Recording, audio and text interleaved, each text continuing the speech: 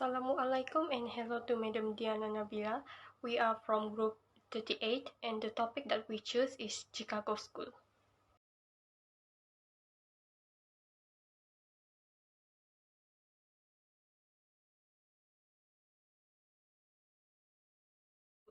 The modern phase of the Chicago School of Economics began in 1946 when Milton Friedman joined the faculty at the University of Chicago. He and George Stigler, who arrived in 1948, firmly established the school's unique identity.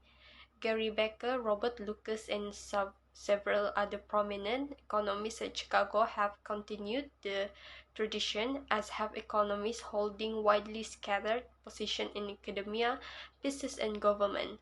Thus, the ideas associated with the Chicago School are no longer exclusively confined to the university that gave the school its name. We will discover that the tenets of the Chicago School fit within the broader classical, neoclassical tradition. The Chicago perspective is a variant of neoclassicism and is referred to as the New Classicism. The historical background of the Chicago School. The theories of imperfect competition and monopoly power led many to conclude that government's regulatory role in the economy ought to be expanded. Piggot's idea of externalities implied that government could improve the allocation of resources through selective taxes and subsidies. Robinson's theory of monopsony suggested that government should establish a minimum wage and promote labor unionism.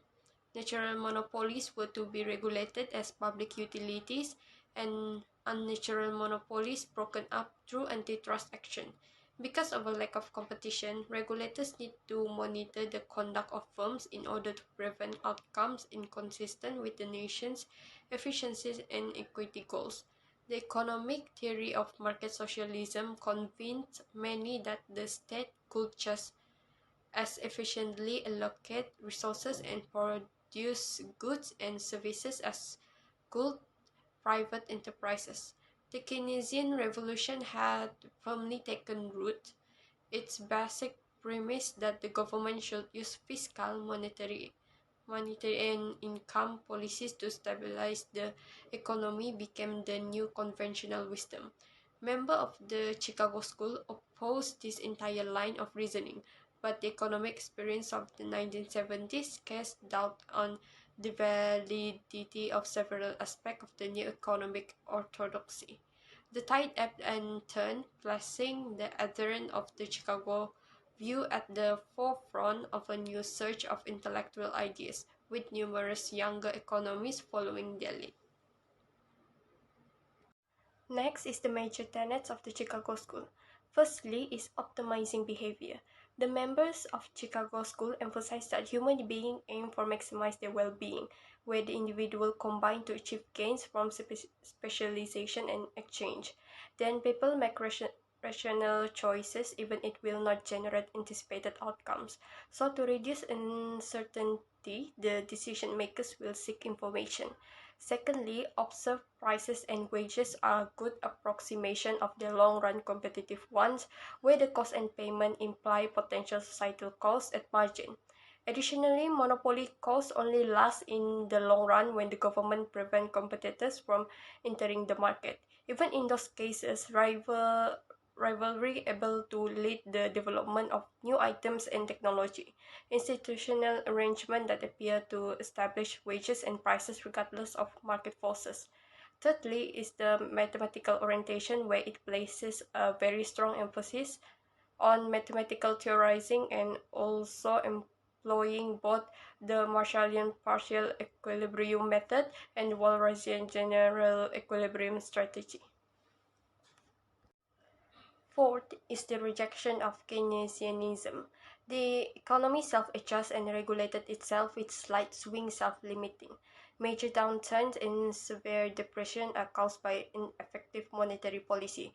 Moreover, fiscal policy is often unsuccessful unless it has been backed up, and this same goes to cost-push inflation, a concept where is incorrect since inflation is everywhere. Last but not least is limited role for government. The government is fundamentally inefficient. Government agencies have their own goals, and as a result, percentage of the resources at disposal eventually divided to reason expect for those that benefit taxpayers. So instead of being interest, government regulation and intervention usually enrich others. Hello, my name is NASHA FARIEZA, and I am going to continue about the 5 major questions in Chicago School. The third question is, whom did the Chicago School benefit or seek to benefit? The first one is society at large. The advocate of Chicago School persuade the general public and elected officials in the competitive market system with less government intervention.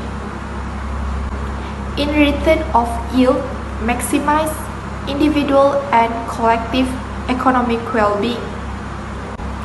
Next is the corporate interest. The corporate interest believe that less government regulation and paperwork could promote competitive outcome by providing information about the option available to consumer. Lastly, the high-income groups. These groups believe that the tax system should be used to raise revenue, then redistribute income. The fourth question is, how was the Chicago School valid, useful, and correct in its time? Firstly, to preserve the legacy of classical, marginalist, and neoclassical economy. The Chicago School helped to preserve and enhance the marginalist heritage at a time when it was a losing favor. It is to propose that economic has returned to microeconomic analysis in order to broaden their understanding of a current concern, including those that previously appeared to be the sole realm of macroeconomic theories. For example, in studying unemployment, microeconomic theories of a job-seeking and intertemporal substitution between labor and leisure are now prominent. Next, the Chicago School was particularly useful in its time because it kept the Fisher's monetary views alive. The fast inflation of 1970s and early 1980s shift the nation's attention away from Keynesianism, principal issue, unemployment, and toward Fisher's and Friedman's priority, inflation.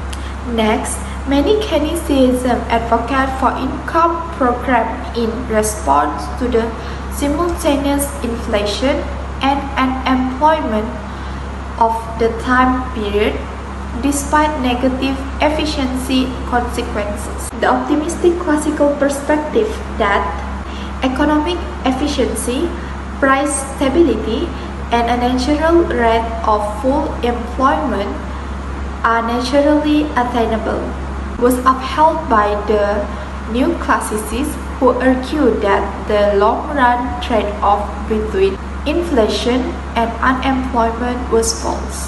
Lastly, which tenets of Chicago School became lasting contribution?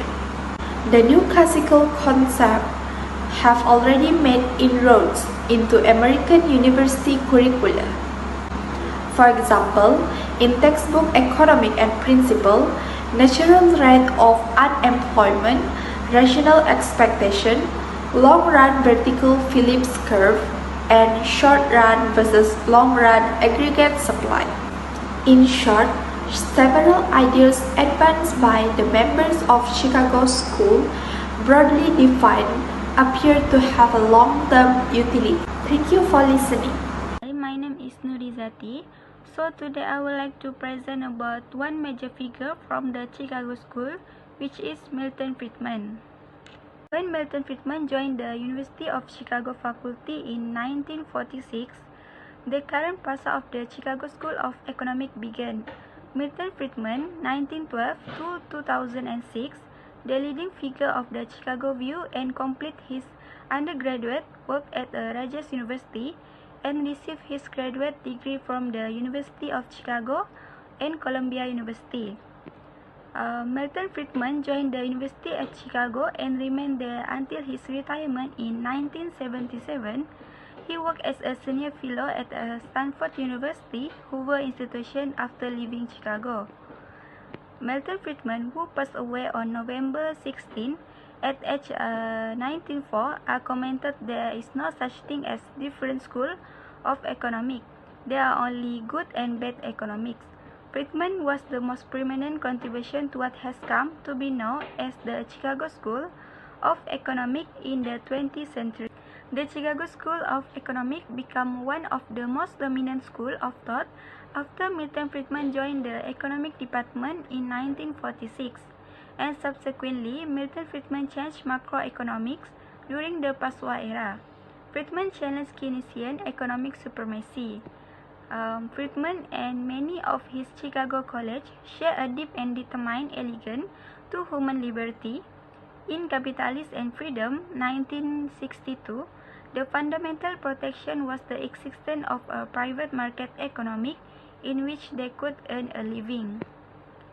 Friedman more generally expressed this idea in his widely acclaimed Free to Choose 1918. Economic freedom is an essential requisite for political freedom. By allowing people to work together without fear of compulsion or central direction. Consumption function in 1957, Friedman published a theory of the consumption function in which he suggests that the Keynesian consumption function is too simplistic. The implication is that the marginal propensity to consume out of change in current income is smaller than the Keynesian theory will suggest. This indicates that the investment multiplier is low, implying that the economic's purported internal instability is exaggerated. The Chicago School of Economics is a neoclassical school of economic thinking that is closely related to the work of the faculty at the University of Chicago. There are several figures who promote its principle. Milton Friedman and Job Stiegler are considered prominent school of the Chicago School.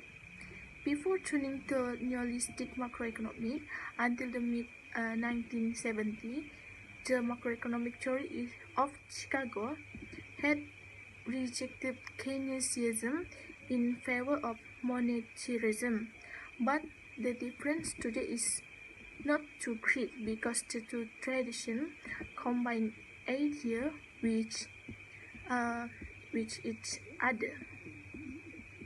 The Chicago School is special because it challenges the orthodoxy of economic discipline, which moved toward Keynesianism, macroeconomics, and equipment up.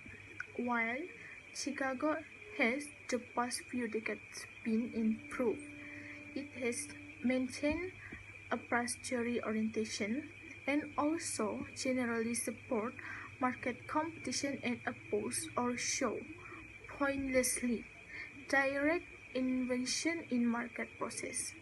Chicago economists have varying and diverse views on social ethics, distribution, common programming in education, but they generally do not organize programs that involve direct intervention in the market process. According to Goodman, 2010, among the features of Chicago School is having a very strong commitment to open and conduct intellectual and scientific debate. In addition, Chicago School also have a firm belief in using and creating a nihilistic pricing theories perspective. Chicago School also support and promote economic liberalism and the free market. Generally, until 2018, the Chicago Economics Department became one of the leading economic departments in the world. It has won 13 Nobel laureates in the economy. more than any economic university from around the world. Not only that, the Chicago School was also awarded 6 John Bates Clark Medals.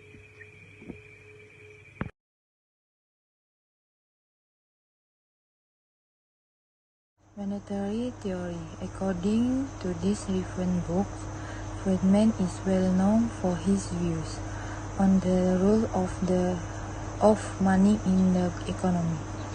In it, he does not expect money demand. Money quality theory.